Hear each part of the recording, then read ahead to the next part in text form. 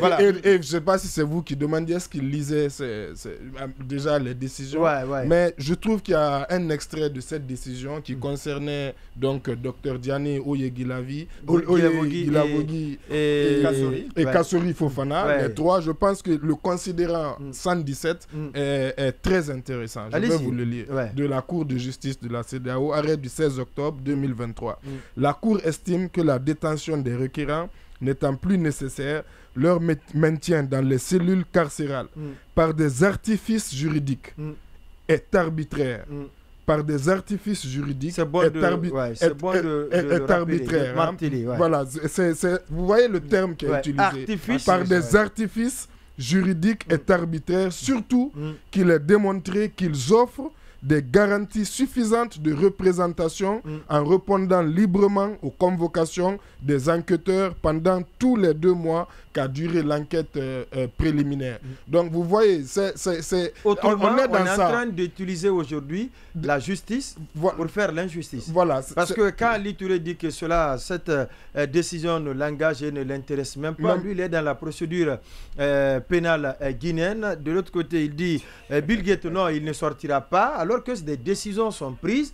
Pourtant, la loi sur laquelle il s'adosse, cette loi a été promulguée par ordonnance, c'est une création de la junte.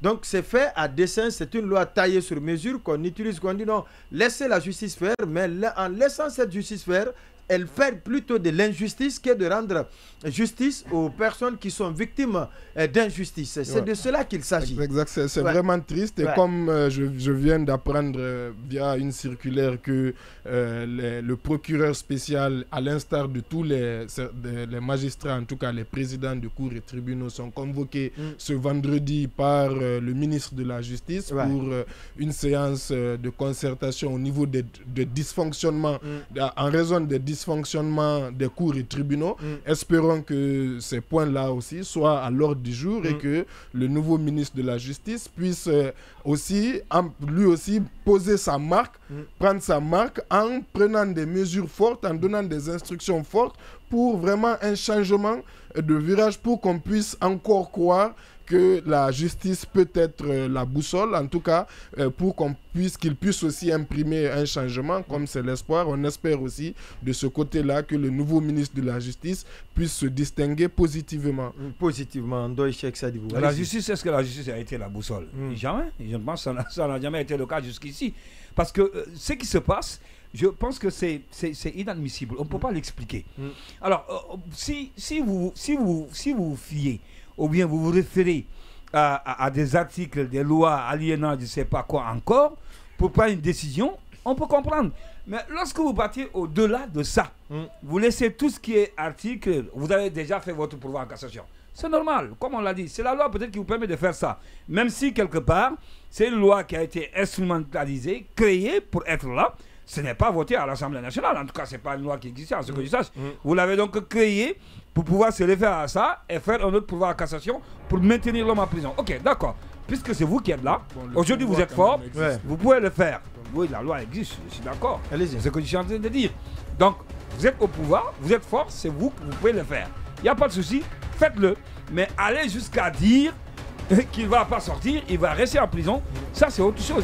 Ça c'est au-delà même de la justice. Là, on ne parle même pas de justice maintenant. On parle de la volonté de quelqu'un ou un groupe de personnes qui décide du sort de Bill Gates, s'il va sortir ou s'il va encore rester en prison. Lorsque on veut faire de la justice, en fait, quelqu'un qui veut...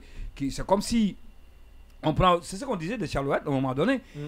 C'est la justice elle-même, on met de côté. Et malheureusement, ce sont les personnes même qui se substituent à la justice. Parce que quand vous partez jusqu'à dire, je reviens encore sur ses propos, c'est lui qui l'a dit, qu'il va rester encore en prison. Ça veut dire quoi? Ça veut dire que là, on a mis la justice de côté et que ça démontre à suffisance que la volonté que nous avons toujours dénoncée ici, qu'il y a la volonté de garder l'homme en prison, et elle est là, elle est toujours là. Donc, quand c'est comme ça, je pense que ça devient très grave, en tout cas pour le fonctionnement de l'appareil judiciaire de notre pays. C'est décevant quand même lorsque, une fois, il y a une décision qui libère, alors, deuxième fois qui libère Cabinet Silla, troisième fois qui libère, et que toujours vous mettez votre pied sur le fil pour dire que cette fois-ci, vous décidez à ce qu'ils ne sortent pas. Ça veut dire que la volonté, elle est là. On comprend, encore une fois de plus, que c'est un agenda qui est bien planifié pour que l'on puisse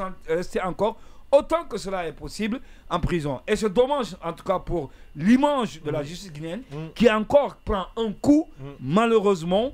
Et c'est dommage aussi pour tous ces magistrats. Je ne parle pas de tous ces magistrats, mais une partie de ces magistrats qui, malheureusement, se prêtent à cet exercice accepté. Je pense que c'est une question d'honneur à un moment donné, même si vous savez que vous êtes sous la pression, à un moment donné, il faudrait que vous sachiez dire, arrêter ou encore donner des conseils pour dire à l'intéressé ou encore à l'autorité, qui qu'elle soit, que c'est pas comme ça, ce n'est pas cette fois-ci, ça ne peut pas passer, il faudrait qu'on dise la vérité, etc., etc. Donc je pense qu'à un moment donné, c'est difficile, oui, je le connais, parfois c'est difficile de le dire, mais on a vu des exemples dans des pays tout près au Sénégal ici, je pense que les exemples, ils sont nombreux, lorsqu'il est question à un moment donné de dire il faut arrêter, je n'en peux plus, ce n'est pas le cas. Et c'est dommage que de continuer de cette manière. Parce qu'il y a aussi quelque part le fait de vouloir préserver son image dans les années à venir. Parce que c'est une carrière aussi, quoi qu'on puisse dire, pour ces magistrats ou encore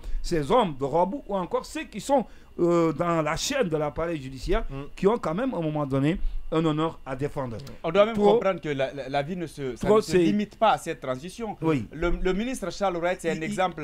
On va parler frappant. Vous vous rappelez quand aux dernières heures, ou tout au moins, je veux dire, au dernier moment du régime du procès Alpha Condé, avec tout ce qu'il avait subi à l'époque, c'est ce qui a plaidé en sa faveur. Il a été nommé procureur et par la suite, il est devenu ministre de la Justice. Mais puisqu'il était un éternel insatisfait, il a bousculé pour monter à la primature, et il a tout gâché. Et lui et l'ancien PM se sont tous retrouvés. Donc c'est pour dire que si vous acceptez de sacrifier votre carrière pour cette transition qui n'a qu'une courte durée, mais après on sera tous là et on va voir ce qui pourrait... En tout cas, ils font bien leur boulot, les magistrats. Oui, ils sont en train de tirer les leçons. Mais bien sûr, bien sûr.